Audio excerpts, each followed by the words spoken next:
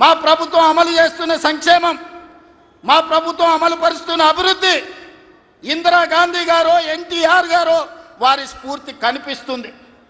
ఈరోజు ఇందిరమ్మ ఆశీర్వాదం అన్న ఎన్టీఆర్ స్ఫూర్తి ఈరోజు మా ప్రజా పాలనలో కనిపిస్తుంది, మా ప్రభుత్వంలో కనిపిస్తుంది, మా నిర్ణయాలలో కనిపిస్తుంది.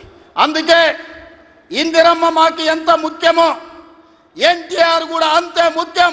ఇందిరమ్మ ఒక తరం అయితే ఎన్టీఆర్ ఒక శకం. వాళ్ళిద్దరి కలయికనే ఈనాటి ప్రజాపాలన. ఈ ప్రజాపాలన ప్రజలకు అందుబాటులో ఉంది అనంటే ఒక ఇందిరమ్మ స్ఫూర్తి, ఒక ఎన్టీఆర్ యొక్క ఆలోచన విధానం ఈనాడు మేము అమలు చేస్తున్నాం. మిత్రులారా, ఇవాళ మా నిర్ణయాలు మీరు చూసిండ్రు. ఆడబిడ్డలకు ఆర్టీసీలో ఉచిత బస్సు కావచ్చు, ఆడబిడ్డలకి ఈరోజు అదానీ అంబానీలతో పోటీ పడి సోలార్ పవర్ విద్యుత్ ఉత్పత్తి కావచ్చు, ఆర్టీసీలో ఉచిత ప్రయాణమే కాదు, ఆర్టీసీ 1000 బస్సులు ఆడబిడ్డలను యజమానులను చేసి ఈరోజు వాళ్ళని వ్యాపారాలలో రాణించే విధంగా చేసినాం. ఆనాడు అన్న ఆడబిడ్డలకు ఏ విధంగా ఆస్తిలో హక్కిచ్చుండో ఈనాడు 1 కోటి మంది ఆడబిడ్డల్ని కోటీశ్వరులను చెయ్యాలన్న లక్ష్యంతో మా ప్రజాపాలన పనిచేస్తుంది.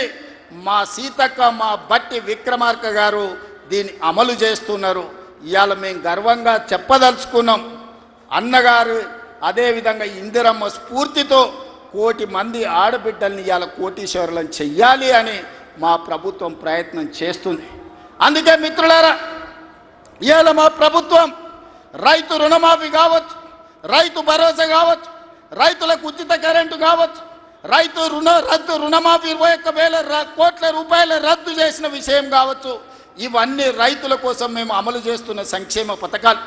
ఇవాళ రైతులు పండించిన సన్న వడ్లు 500 రూపాయల బోనస్ ఇచ్చి ఈనాడు మేము కొనుగోలు చేస్తున్నామంటే రైతును రాజును చెయ్యడమే లక్ష్యంగా, వ్యవసాయాన్ని పండుగ చేయడమే లక్ష్యంగా ఈరోజు మేము పనిచేస్తున్నాం.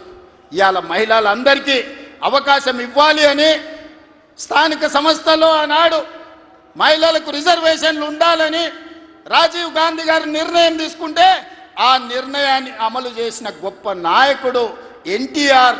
ఈరోజు స్థానిక సంస్థల్లో ఆడబిడ్డలకు 50% అవకాశాలు ఆనాడు రాజీవ్ గాంధీ నిర్ణయం తీసుకుంటే ఎన్టీఆర్ అమలు చేస్తే ఈరోజు ఆడబిడ్డలకు స్థానిక సంస్థల్లో ఈరోజు రిజర్వేషన్లు వచ్చినాయి. ఆ స్ఫూర్తితో ఈనాడు శాసనసభలో, లోక్సభలో మహిళలకు రిజర్వేషన్లు ఉండాలి, 33% ఇవ్వాలి అని ఈ వేదిక మీద ఉన్న మేమందరం కట్టుబడి ఉన్నాం. రాబోయే ఎన్నికలు 33% రిజర్వేషన్లు ఈరోజు మహిళలకు ఇచ్చే విధంగా మేము ముందుకు వెళ్తామని నేను తెలియజేస్తున్నాను.